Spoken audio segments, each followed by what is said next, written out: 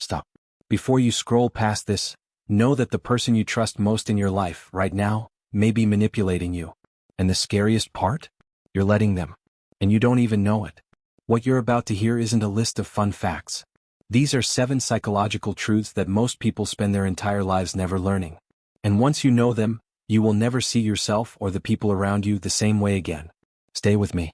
Because number 4 is the one that will genuinely disturb you. Your brain is lying to you. Right now. Here's something that should terrify you. Your brain doesn't record reality. It constructs it. Every single time you remember something, a conversation, a moment, a childhood memory, your brain is rebuilding it from scratch. Like a writer who keeps editing the same story. Each time you remember it, you change it. Just a little. Psychologists call this memory reconsolidation. And it means your most cherished memories might not be real. Not completely. Think about a fight you had with someone years ago. You remember what they said, how they looked, how it felt. But so do they. And their version? Completely different. Neither of you is lying. Both of you are wrong. This is where it gets interesting. This is also why eyewitness testimonies are considered some of the least reliable evidence in court. Your brain fills in the gaps with what it expects to be true. You're not remembering your life. You're writing it. The people who hurt you the most were probably hurt first. This one might make you uncomfortable.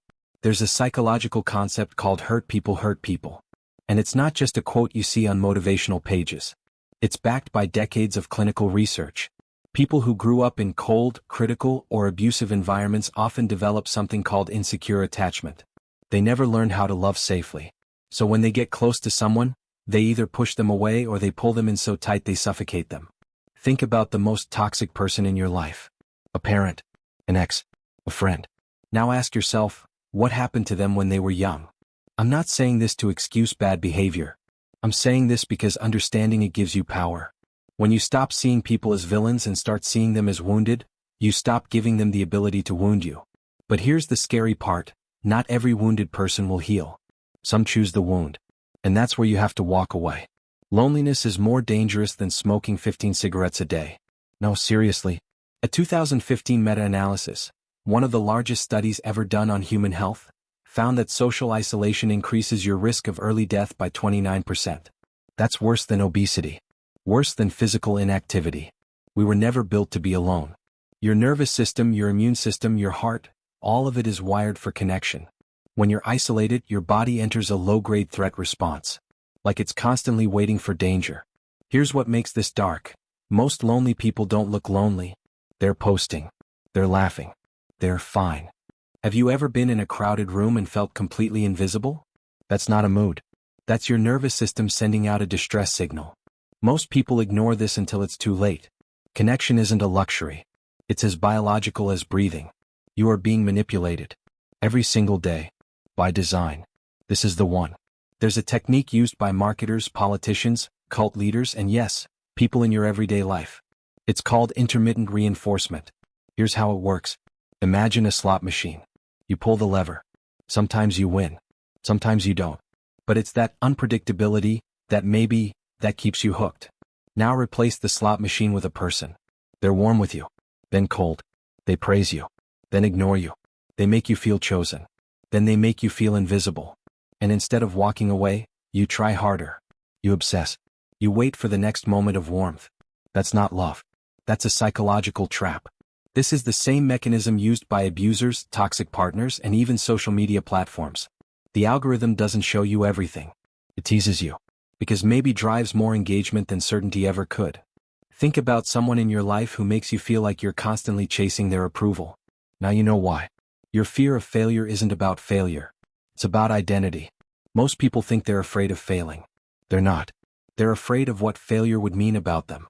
Psychologist Carol Dweck spent decades studying this. She found 2 types of people. Those with a fixed mindset who believe their abilities are set in stone, and those with a growth mindset who believe abilities can be developed. Fixed mindset people don't try hard things. Not because they're lazy, but because if they try and fail, it confirms their worst fear. That they're not smart enough, not good enough, not enough. So they stay safe. They stay small. They volunteer for nothing. Here's the twist. The same brain that's protecting you from embarrassment is also protecting you from the version of yourself that could actually change your life. Every time you say, "I'm just not good at that," ask yourself, Is that a fact, or is that a story you've been telling yourself so long it feels like one? Silence is a weapon, and the smartest people use it. Have you ever noticed how the most powerful person in the room is often the quietest?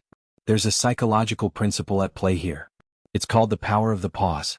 When you speak constantly, you reveal everything: your insecurities, your need for approval, your anxiety. But when you stay silent, when you pause before answering, when you choose your words carefully, people project strength onto you. Silence makes people uncomfortable. And uncomfortable people fill the void. They talk more. They reveal more. They give you leverage without even knowing it. Negotiators know this. Therapists know this. Interrogators know this. But here's the darker side. People who use silence as punishment, who go cold and quiet to control others, are using this same principle as a weapon. The silent treatment isn't maturity. It's manipulation. Learn to tell the difference between someone who is thoughtful and someone who is making you beg. The version of you that other people see doesn't exist. This might be the most unsettling truth of all. Carl Jung, one of the greatest minds in psychology, called it the persona, the mask we wear for the world. The professional self, the social self, the "I'm totally fine" self. We perform ourselves for others. Every single day. And over time, some people become so good at the performance, they forget who they actually are underneath it. There's a term for the hidden part. Jung called it the shadow. The desires, fears, impulses, and truths you've buried because they felt too dark, too shameful, too real to show anyone. But here's what research in psychology consistently finds. The people who refuse to look at their shadow don't defeat it. They just let it drive from the backseat. The rage that comes out of nowhere. The self-sabotage at the worst possible moments. The patterns you keep repeating even when you swear you won't. That's not weakness. That's your shadow asking to be seen. The bravest thing you can do, more than any external achievement, is sit alone in silence and ask yourself, who am I when no one is watching? Most people will never do it. Will you? Here's what all 7 of these facts have in common. They are uncomfortable. They challenge the stories you've been living inside. They ask you to look at yourself and at the people around you with complete honesty. Most people scroll past discomfort. But you made it here. That means something. Your mind is the most powerful thing you own. Not your status. Not your achievements. Not what people think of you. Your mind.